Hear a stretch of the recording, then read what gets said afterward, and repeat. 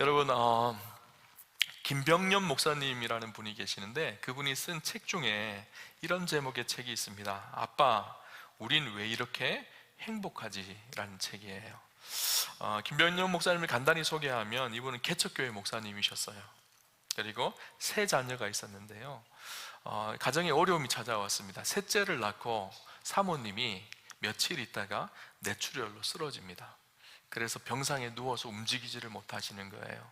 이 목사님이 개척교회를 하고, 개척교회 하는 것만 해도 힘든데 개척교회를 하고 새 자녀들을 키우는 것도 힘들고 또 아내 병간호하는 그런 일들을 하게 되어지죠.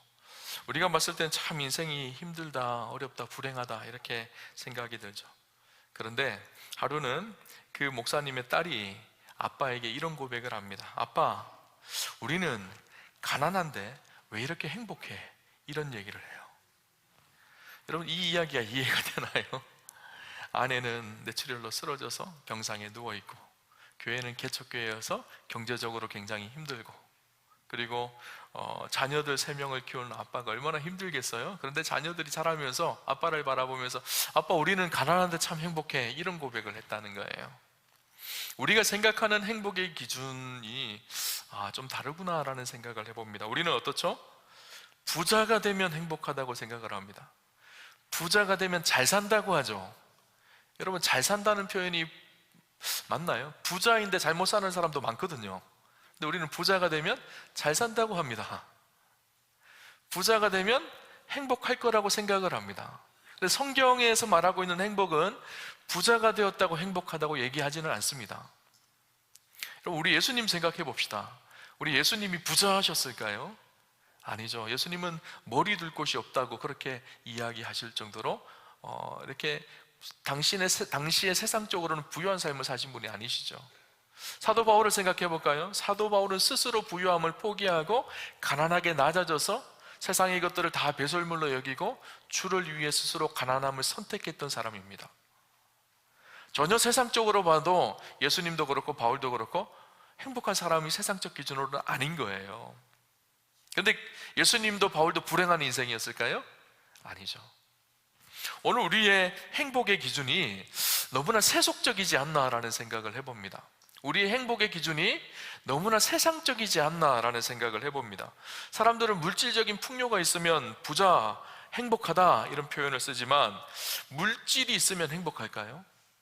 우리가 가난할 때는요, 집이 없을 때는 집 한 채만 있으면 행복하겠다 이렇게 생각을 하거든요. 근데 집을 가지면 옆집에 더 큰 집이 보여요. 조금 아파트 평수를 더 넓히면 더 행복하겠다라고 생각을 합니다. 아파트 평수를 더 넓히면 우리의 마음속에 있는 욕심과 탐욕은요, 또 다른 사람과 비교를 합니다. 그래서 더 크고 더 화려하고 더 부자가 돼야지 우리가 행복하다고 끊임없이 부유함을 추구하며 행복을 갈망해야 합니다. 부유하다고 행복할 수 있을까요? 여러분, 우리나라가요, 지금은 굉장히 부유한 나라가 되어졌죠. 그런데 1960년대만 해도 아시아에서 가장 못 사는 나라가 우리나라였습니다. 저 통계자료를 보니까 당시에요, 우리나라 1인당 국민소득이 80불이었어요. 태국, 필리핀, 인도네시아 이런 나라가 300불이었거든요. 우리나라 그 나라보다 훨씬 못 사는 나라였죠. 서울에 가면, 장충동에 가면 장충체육관이 있습니다. 여러분 아시나요? 장충체육관을 누가 지어준 줄 아세요? 필리핀에서 지어졌어요. 우리나라가 워낙 못 사니까 그 건물을 지을 수 있는 능력이 안 되니까 필리핀의 원조를 받아서 지었던 건물이에요. 당시에 베트남이, 우리가 먹고 살기가 힘드니까 베트남에서 우리나라에 쌀을 보내줬어요. 그 쌀을 먹고 가난하게 살았던 나라가 우리나라거든요. 그런데 지금은 어떻게 되었을까요? 세계 10위권 안에 드는 경제대국이 되어졌어요. 1인당 국민소득이 36,000불, 작년에 36,000불이었습니다. 동아시아에서 가장 잘 사는 나라가 우리나라가 되어진 거예요. 그런데 우리가 그렇다고 그렇게 부자가 되어졌다고 해서 우리 인생이 행복하신가요? 제가 통계자료를 쭉 한번 찾아봤어요. 우리나라 지난해 자살률이 9년 만에 최고치가 되어졌는데 OECD 국가 중에 당연히 1위였습니다. 몇 년 동안 계속 1위였고요. 그 2위와 차이가 아주 심하게 격차가 나는 1위입니다. OECD 국가의 평균 자살이 10만 명 중에 10.7명이라고 합니다. 그런데 우리나라는 24.8명입니다. 2배가 훨씬 더 높죠. 우울증 환자가 계속 급속도로 늘고 있는데요. 2018년에 74만 명이었는데 2022년도에 100만 명이 훌쩍 넘어버리고요. 지금은 아마 훨씬 더 높을 거예요. 잘 살면 잘 살도록 더 행복해져야 되는데 사람들은 더 우울해하고 슬퍼한다는 거예요. 마크 맨슨이라는 유명한 작가가 있는데 그 작가가 우리나라를 여행하고 나서 영상 하나를 찍었어요. 유튜브 영상을 하나 올렸는데 그 제목이 이렇습니다. 세계에서 가장 우울한 나라를 여행하다. 듣기만 해도 너무 힘들지 않나요? 우리나라가 세계에서 가장 우울한 나라라는 그것이 이슈가 되어졌죠. 신문 기사를 보니까 의미 있는 기사 하나가 있었습니다. 매일경제에서 나온 기사인데요. 우울증 통계의 역설, 돈 많고 출세한 사람이 더 잘 걸린다. 이게 타이틀이었었어요. 우울증이요, 가난한 사람들이 많이 걸리는 것이 아니라 돈 많은 사람들이 훨씬 더 잘 걸린다라는 거예요. 그래서 우리나라에서 우울증 환자가 가장 많은 데가 어딘가 하면 서울의 서초, 강남, 송파, 우리나라의 가장 부자들이 사는 그곳이요, 가장 우울증 환자들이 많은 도시라고 합니다. 이상하죠? 세상적으로 부유하면 더 행복할 것 같은데 그렇지 않더라는 거예요. 세상이 주는 즐거움에 사람들은 만족함을 누리지를 못합니다. 제가 예전에 한 집사님 댁에 신방을 갔습니다. 부목사 때 신방을 가서 그 집사님 새로 집을 사셨어요.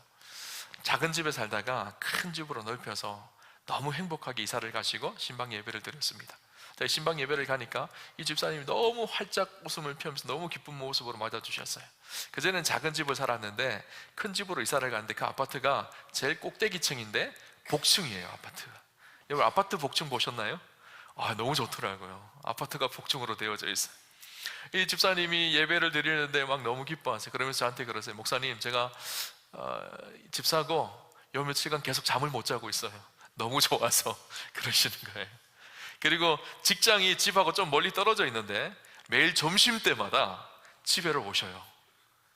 집에 가고 싶어서, 집에 오고 싶어서, 새로 산 집이 너무 좋아서 집에 점심을 식사하러 계속 오신다는 거예요. 이분이 너무 기쁘시구나, 너무 좋으시구나 그랬어요. 그리고 나서 몇 달 지나고 나서 우연히 교회에서 만나서 집사님에게 물었어요. 집사님, 아직도 잠 못 주무세요? 아직도 식사하러 집에 오세요? 그렇게 물으니까요, 그 집사님이 그러세요. 아니요 목사님, 이제는 무덤덤해졌어요. 그러시더라고요. 여러분, 세상이 주는 즐거움이요, 딱 거기까지예요. 세상이 주는 즐거움이 없다고는 하지 않을 수 없습니다. 있죠. 근데 딱 거기까지인 거예요. 세상의 즐거움과 세상의 행복이요, 우리를 완전한 행복과 완전한 즐거움으로 이끌지를 못합니다. 왜 그럴까요? 왜 세상에 보이는 외적인 환경이 우리를 행복하게 하지 못할까요? 이유가 있습니다. 오늘 저와 여러분이, 우리가 세상보다 훨씬 더 큰 존재이기 때문이에요. 성경은 뭐라고 얘기하고 있죠? 우리 한 사람 한 영혼이 천하보다 귀하다고 말하고 있어요. 천지 만물 온 세상보다 여러분 한 영혼이 귀해요. 그러니까 덜 귀한 것으로 더 귀한 것을 채울 수 있을까요? 아니요, 채울 수 없는 거예요. 여러분, 기독교의 상징이 무엇이죠? 십자가예요. 십자가의 의미가 무엇일까요? 하나님이 우리를 너무나 존귀하게 여기셔서 당신이 인간의 몸을 입고 오셔서 이 땅에 죽기까지 사랑하신 흔적이 바로 십자가거든요. 그것이 바로 복음이죠. 하나님 우리를 존귀하게 여기세요. 천하보다 귀하게 여기세요. 존귀하고 천하보다 귀한 우리이기 때문에 세상의 것으로 우리의 것이 채워지지 않는 거예요. 우리의 영혼이 세상의 것으로, 세상의 부귀와 영화로 다 채워지지 않습니다. 여러분, 솔로몬이요, 세상의 모든 부귀 영화를 다 누렸던 사람입니다. 세상의 모든 즐거움을 다 가졌던 사람이에요. 세상의 모든 쾌락을 다 가졌던 사람이에요. 그런데 전도서를 쓰면서 전도서 시작이 어떻게 되죠? 헛되고 헛되며 헛되고 헛되니 모든 것이 다 헛되도다. 5번이나 연거푸 헛되다 헛되다 헛되다 그렇게 이야기를 하고 있는 거예요. 세상의 것을 다 누려봤지만 마음속에 뻥 뚫려 있는 이 공허함이 채워지지 않는 거예요. 여러분, 사탄은요 끊임없이 우리의 눈을 속이고 우리의 마음을 속입니다. 그래서 돈을 많이 벌어야지, 세상에 성공해야지 네가 행복해, 그렇게 우리를 착각하게 만듭니다. 물론 돈이 없으면 불편함은 있죠. 그렇지만 돈이 우리의 행복의 기준은 아닙니다. 누가복음 15장에 보면 탕자 이야기가 나오죠. 탕자가 행복에 대한 고민을 했던 것 같아요. 어떻게 하면 내 인생이 더 기쁘고 행복할 수 있을까? 방법이 있다. 아버지가 가지고 있는 재산을 가지고 나가서 흥청망청 쓰며 세상의 쾌락과 즐거움을 누리면 행복해지겠다라고 생각을 했어요. 그래서 아버지의 재산을 가지고 집 밖으로 뛰어나가죠. 그 돈을 쓰면서 흥청망청 쾌락을 따라서 살았습니다. 그러면 그 인생이 행복해졌다고 생각을 해야 되는데, 아니요, 그 쾌락은 잠깐 있다가 오히려 그의 인생이 불행해지죠. 근데 그때서야 깨달았어요. 무엇을 깨달았죠? 아버지 집에 있을 때가 행복했구나, 아버지 안에 있을 때가 행복했구나 라는 것을 깨닫죠. 그래서 허름한 남루한 옷차림으로 다시 아버지 품으로 돌아가게 되어집니다. 여러분, 진정한 행복은요, 사실 세상적인 풍요와 부요에 있는 것이 아닙니다. 세상의 성공이 진정한 행복이 있는 것이 아니죠. 어디에 있을까요? 아버지 하나님 품 안에 있어요. 우리보다 작은 세상 때문에 행복한 것이 아니라 우리보다 훨씬 크신 하나님이 우리와 함께 하실 때 우리 안에 참된 만족과 참된 행복이 누려지는 거예요. 오늘 본문의 말씀을 한번 봅시다. 오늘 본문의 말씀은요, 사도 바울이 빌립보 교회에게 보낸 편지입니다. 그러면서 빌립보서의 마지막 부분에 사도 바울이 무엇을 기록하고 있는가 하면, 빌립보 교인들이 사도 바울을 돕기 위해서 연보를 보내거든요. 사도 바울이 지금 감옥에 갇혀져 있어요. 로마 감옥에 갇혀져 있는데 힘들고 어려운데, 그 로마 감옥에 바울이 힘들고 어려운 상황을 알았던 빌립보 교인들이 연보를 보내면서 바울의 옥바라지를 해주는 거예요. 그러면서 바울이 이런 이야기를 합니다. 15절 16절의 말씀에 보면, 빌립보 사람들아, 너희가 알거니와 복음의 시초에 내가 마게도냐를 떠날 때에 주고받는 내 일에 참여한 교회가 너희 외에 아무도 없었느니라. 데살로니가에 있을 때에도 너희가 한 번뿐 아니라 두 번이나 나의 쓸 것을 보내었도다. 바울이 무엇을 얘기하고 있죠? 감사한 마음으로 이야기하고 있어요. 내가 감옥에 있을 때 너희가 이렇게 나를 도와주었고, 이전에도 내가 데살로니가에 있을 때 빌립보 교인들이 나에게 이렇게 헌금을 보내어줘서 내가 이렇게 복음을 전하며 사역을 할 수 있었다라는 것을 감사하고 있어요. 그렇게 나를 도와준 것은 너희 빌립보 교회밖에 없다. 그렇게 빌립보 교회에 보내준 그것을 바라보며 기뻐하고 있는 거예요. 그런데 사도 바울이 빌립보 교인의 도움을 받은 것이 참 기쁜 일이었지만, 그것보다 원래 있었던 더 큰 기쁨이 있었다라는 것을 오늘 본문은 우리에게 이야기해 줍니다. 그것이 무엇인가 하면, 바울이 자주 썼던 표현인데, 주님 안에서 본인은 기뻐하고 있었다라는 것을 이야기하고 있어요. 오늘 보면 10절을 보면 이렇게 고백합니다. 내가 주 안에서 크게 기뻐함은 너희가 나를 생각하는 것이 이제 다시 싹이 남이니 너희가 또한 이를 위하여 생각은 하였으나 기회가 없었느니라. 내가 주 안에서 크게 기뻐함은 내가 주 안에서 일들을 기뻐하고 있다, 그렇게 표현하고 있죠. 11절에 가서 실제로 궁핍하였고 헌금을 받아서 큰 도움이 되었지만 그것 때문에만 기뻐한 것이 아니라 정말 내 안에 기쁨이 있었는데 나는 먼저 주 안에서 빈궁에 처하여도 만족하였고 풍부에 처하여도 만족하는 일체의 법을 이미 배웠다, 그 이야기를 하고 있어요. 오늘 보면 11절 12절을 볼까요? 11절 12절 같이 한번 볼까요? 같이 보겠습니다. 내가 궁핍함으로 말하는 것이 아니니라. 어떠한 형편이든지 나는 자족하기를 배웠노니 나는 비천에 처할 줄도 알고 풍부에 처할 줄도 알아 모든 일 곧 배부름과 배고픔과 풍부와 궁핍에도 처할 줄 아는 일체의 비결을 배웠노라. 바울은 그렇게 이야기합니다. 나는 비천하게 살 줄도 알고 풍족하게 살 줄도 압니다. 배부르거나 굶주리거나 풍족하거나 궁핍하거나 그 어떤 경우에도 나는 만족을 누릴 수 있는 비결을 배웠고 훈련했습니다. 바울은요, 빈궁하여도 그 속에서도 만족이 있었어요. 풍부하여도 만족이 있었습니다. 여러분, 빈궁한데 만족이 되나요? 가난하고 힘든데 만족이 되나요? 절망스럽지 않나요? 옆 사람 보면 저 사람은 잘 사는 것 같은데 나는 가난하게 사는 것 같으면 굉장히 절망스럽잖아요, 그죠? 고통스럽잖아. 내 인생은 왜 이럴까? 하나님 나를 사랑하신다 그랬는데 내 인생은 왜 이렇게 절망스러워? 이렇게 되잖아요, 그죠? 근데 사도 바울은 뭐라고 얘기하고 있죠? 비교하여서가 아니라 내가 궁핍하지만 그 속에서도 만족을 누리며 살고 있다. 근데 풍부 속에서 계실 때도 만족함을 누린다. 여러분, 풍부하면 만족할까요? 여러분, 사실 우리는 굉장히 풍부하게 살거든요. 남아서 힘든 시대를 살거든요. 여러분, 대부분 다 풍부한 시대를 살아요. 그런데 행복하신가요? 풍부하면 어떤 마음이 들까요? 더 가지고 싶은 마음이 듭니다. 더 누리고 싶은 마음이 듭니다. 그래서 풍부하더라도 사람은요, 만족하지를 못합니다. 자족하지를 못합니다. 사도 바울은 뭐라고 얘기하고 있죠? 빈궁한데도 만족하지만 풍부하더라도 나는 만족한다는 거예요. 만족이라는 말을 바꾸면요, 행복이라는 말도 바꿀 수 있을 것 같다는 생각이 들어요. 나는 부족하고 없지만 그럼에도 불구하고 행복합니다. 나는 많은 것을 가졌지만 그렇다고 많은 그 가졌던 것 때문에 교만하지 않고 오히려 행복합니다. 그렇게 이야기하고 있는 거예요. 어떻게 그렇게 살 수가 있을까요?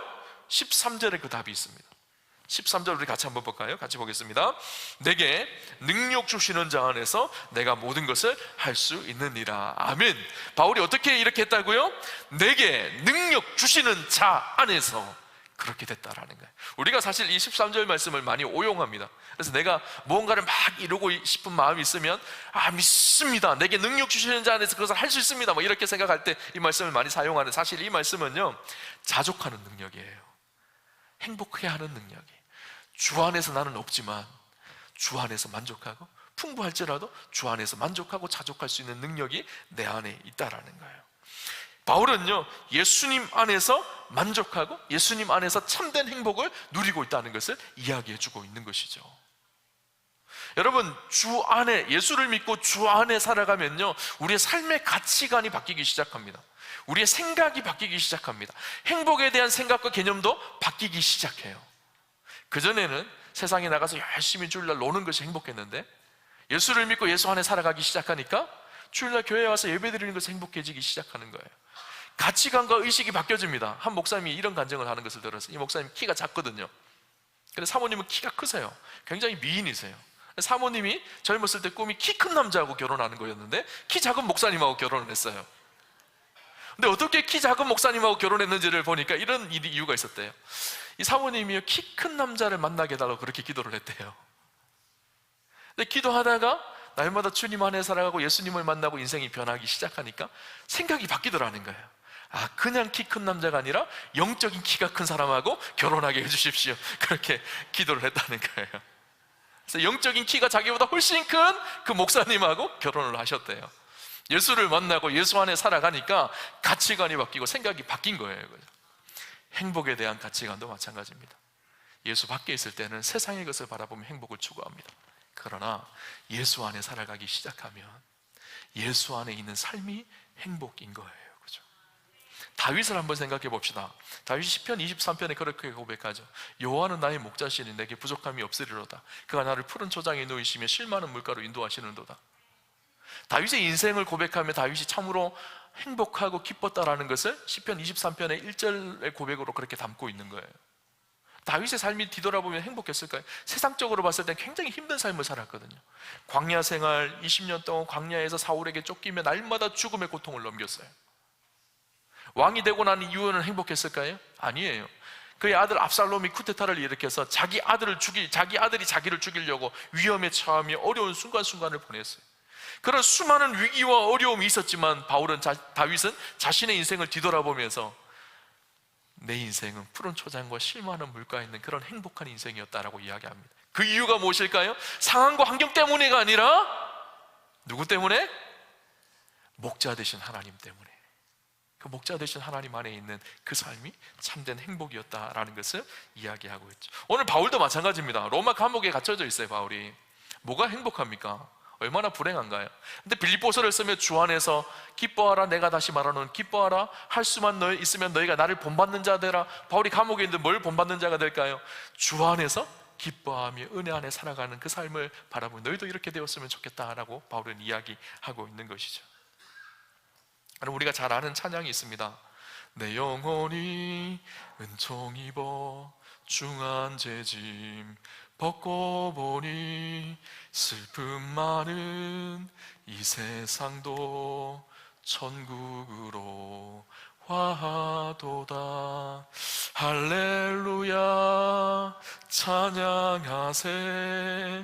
내 모든 죄 사함 받고 주 예수와 동행하니 그 어디나 하늘나라.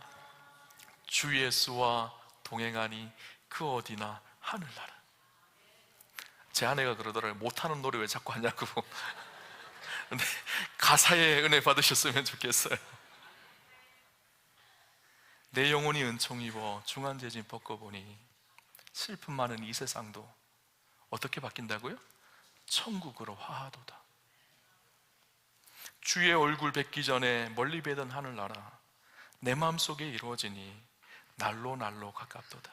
저 멀리 뵈던 하나님 나라, 그러나 주님을 영접하고 내 안에 주님을 모시니까 그 하나님 나라가 가까이 있더라는 거예요. 높은 산이 거친들이 초막이나 궁궐이라. 여러분, 높은 산 거친들, 초막, 가난한 사람들이 사는 곳이죠. 궁궐, 부유한 사람이 사는 곳이죠. 그러나 내 주 예수 모신 곳이 그 어디나 하늘나라, 초막도 궁궐도 하나님 나라가 됩니다.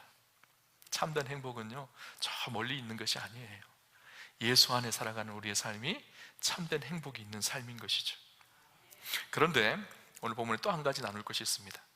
그리스도 안에서 행복과 만족을 누렸던 사도 바울은 그것이 참으로 감동이 되어지지만, 오늘 바울을 섬기기 위해서 기꺼이 자기의 삶을 쪼개어서 헌금하고 연보했던 빌립보 교회 또한 진정한 행복의 사람들이었을 것이라는 생각이 들었어요. 사도 바울은 빌립보 교회에서 보내온 헌금을 받아들며 감동의 눈물을 흘렸을 것입니다. 고린도 후서에 보면요, 어떤 말씀이 기록되어 있는가 하면, 바울이 당시에 예루살렘 교회가 굉장히 힘들고 어려워서 연보를 모았습니다. 헌금을 모았습니다. 그래서 고린도 지역에 가서, 고린도 지역이 굉장히 잘 사는 교회였거든요. 고린도 교회에 가서 헌금을 모읍니다. 헌금을 모으면서 빌립보 교회가 어떻게 헌금했는지를 이야기를 해줘요. 너희도 좀 이런 마음으로 헌금해줬으면 좋겠다고 이야기하며 빌립보 교회를 칭찬하며 이렇게 얘기합니다.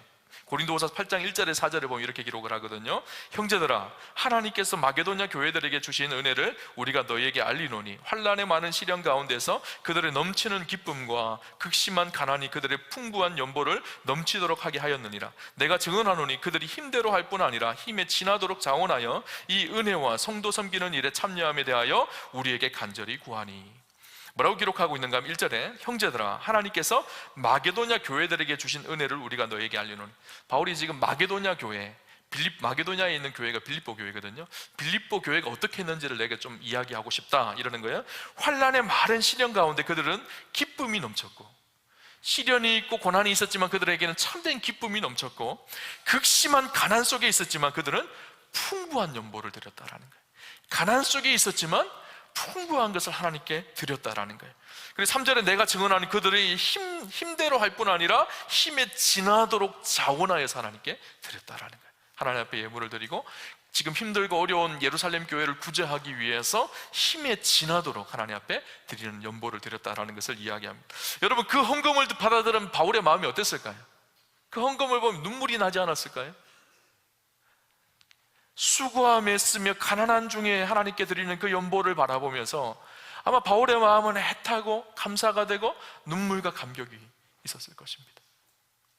주일날 여러분이 헌금 바구니를 들고 이 앞에서 기도할 때요, 여러 가지 생각이 들어요. 세상 속에서 힘들고 어려운 상황 속에서 그렇게 치열하게 세상을 살아내다가 하나님께 주신 그 예물을 기쁨으로 하나님께 내어드린 성도들의 마음이 느껴지면 가슴이 멍할 때가 있습니다. 바울의 마음이 그랬을 것 같다는 생각이 들어요. 그러니 그들이 물질에 매이지 않고 자신들은 가난하지만 기쁨으로 하나님 앞에 드립니다. 그들이 어떻게 그렇게 했을 수가 있었을까요? 바로 예수님 때문이었죠. 헌금은 부요할 때만 드리는 것이 아닙니다. 여러분, 부요하도 헌금을 잘 드리지 못하는 분들도 계시겠지만 가난하나 부유하나 우리의 것이 하나님의 것이라는 것을 고백하고 우리의 삶을 하나님께 내어드리는 것이거든요. 오늘 성경에 보면 아까 고린도후서 8장 말씀을 보면 뭐라고 기록하고 있는가 하면, 환난의 많은 시련 가운데 그들의 넘치는 기쁨. 빌립보 교회가 환난이 있고 시련이 있었지만 그들 안에는 넘치는 기쁨이 있었다라는 거예요. 어떻게 그렇게 환난을 당하면서 넘치는 기쁨이 있었을까요? 예수 안에 있었기 때문이에요. 상황과 환경이 아니라 예수 안에 살아가는 그 기쁨이 있었던 거예요. 그러니까 그 기쁨이 있었기 때문에 가난해도 물질이 우리의 인생의 행복의 기준이 아니라는 것을 그들은 알았기 때문에 기꺼이 하나님 앞에 드리는 것을 주저하지 않고 기쁨으로 드렸던 거예요. 이 빌립보 교인들은 이것을 어떻게 생각했는가 하면 특권이라고 여겼어요. 하나님 앞에 물질을 드리고 가난한 사람들을 섬기는 것이 불편한 일이 아니라 나에게 주신 특권이라고 생각을 했거든요. 그래서 그 고린도후서 8장 4절에 보면요, 표준세 번역으로 보면 이렇게 번역되어 있습니다. 그들은 성도들을 구제하는 특권에 동참하게 해달라고 우리에게 간절히 청하였습니다. 예루살렘 교회가 힘드니까 그 예루살렘 교회를 구제하는 그 놀라운 구제하는 특권에 나도 좀 끼워달라는 거예요. 나도 좀 섬기는 일에 끼워달라는 거예요. 우리는 어떻죠?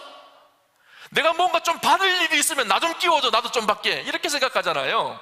그런데 빌립보 교인들은 어떻게 했다고요? 주는 일에, 이 일이 복되니까 이 주는 일에 나도 좀 끼워달라는 거예요. 이 특권이라는 거예요. 여러분, 주는 자가 복된 거예요. 받는 자가 복된 것이 아니라 주는 자가 복된 것이죠. 주는 자가 행복한 사람입니다. 사도행전 20장에 보면요, 사도 바울이 에베소 장로들에게 고별 설교를 하는 장면이 나옵니다. 바울은 이제 3차 전도여행을 마치고 예루살렘으로 돌아가고 있었거든요.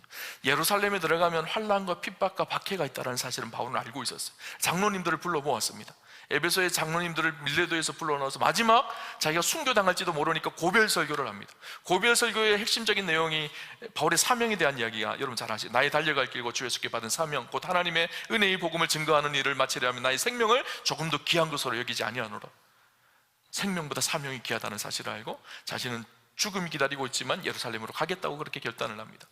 그리고 나서 마지막 뭐라고 얘기하는가 하면 사도행전 20장 35절에 예수님의 말씀을 인용해서 빌려서 이렇게 얘기합니다. 범사에 여러분에게 모본을 보여준 바와 같이 수고하여 약한 사람들을 돕고 또 주 예수께서 친히 말씀하신 바 주는 것이 받는 것보다 복이 있다 하심을 기억하라. 에베소 장로님들에게 뭐라고 얘기하는가 하면 예수님의 말씀을 좀 기억하십시오. 예수님이 뭐라고 말씀하셨는가 하면 주는 것이 받는 것보다 복이 있다고 하셨습니다. 가난한 사람들, 연약한 사람들을 위해서 기꺼이 베푸시고 나누십시오. 그렇게 이야기한 거예요. 여러분, 받는 것이 복이 아니라 주는 것이 복이라는 거예요. 우린 받으면 행복하다고 생각하는데 진짜 행복은 받는 것에 행복이 있는 것이 아니라 우리가 베풀고 나누어 줄 때 그 속에 참된 행복이 있는 것이죠. 여러분, 오늘 설교회 후에 나눌 찬양이 행복이라는 찬양이요, 아까 부르기도 했습니다. 그 찬양에 화려하지 않아도 정결하게 사는 삶, 가진 것이 적어도 감사하며 사는 삶, 내게 주신 작은 힘 나눠주며 사는 삶, 이것이 나의 행복입니다. 행복은 내 주머니를 채워서 행복한 것이 아니라 내 주머니를 비워서 나눌 때 참된 행복이 있는 거예요. 그런데 그렇게 내 삶을 나누기 시작하면 놀라운 은혜와 축복이 한 가지가 있는데 무엇인가 하면요, 오늘 빌립보 4장 19절에 사도 바울이 그 축복을 가르쳐 줍니다. 뭐라고 기록하는가 하면 나의 하나님이 그리스도 예수 안에서 영광 가운데 그 풍성한 대로 너희 모든 쓸 것을 채우시리라. 누가 채우신다고요? 하나님이. 우리가 가난하고 연약하고 힘든 사람들에게 우리의 삶을 나누기 시작하면 하나님께서 우리의 삶을 채워주신다라는 거예요. 너무 멋지지 않나요? 저는 이런 삶이 참 멋지다는 생각이 들어요. 세상 사람들은 귀엽고 자기 주머니를 가득가득 채우며 살려고 합니다. 그러면서도 늘 부족하고 불행하다고 이야기를 합니다. 근데 진짜 행복한 사람은요, 내가 가지고 있는 것을 나누는 사람이에요. 나누는데 놀랍게 하나님께서 그 빈 곳을 채워가는 것을 누리는 사람, 그런 축복을 누리는 사람. 오늘 4장 19절 말씀은요, 사실 무디 목사님이 이 말씀을 자기의 은행이라고 표현했습니다. 은행장은 하나님이십니다. 은행의 자산은요, 영광스러울 정도로 풍성합니다. 그 은행은 절대 부도날 일이 없는 은행입니다. 하나님이 은혜의 장이시고 하나님은 풍성하신 분이시기 때문에 우리가 기꺼이 주를 위해서 나누기 시작하면 은행장이신 하나님께서 우리를 채우시기 시작하는 거예요. 예수님께서 말씀하신 것처럼 하늘의 아버지께서 들의 들풀까지도, 들의 백합화도 먹이시고 입히시거든요. 하물며 너희일까 보냐, 믿음이 적은 자들아. 여러분, 우리가 자족하고 만족해야 될 이유가 있습니다. 그것은 하나님께서 채우시기 때문이에요. 하나님 우리를 공급하시고 입히시기 때문인 것이죠. 오늘 이 가을을 보내면서 우리 사랑하는 우암교회 성도님들, 저는 다 행복하셨으면 좋겠어요. 주 안에서 참된 행복을 누리셨으면 좋겠어요. 내 삶을 채우는 것으로 내 삶의 만족함을 추구하는 것이 아니라 기꺼이 우리의 것을 쪼개고 나눌 때 그때 누려지는 참된 행복을 누리는 사랑하는 우아함의 성도님들 다 되시기를 주님 이름으로 축원합니다.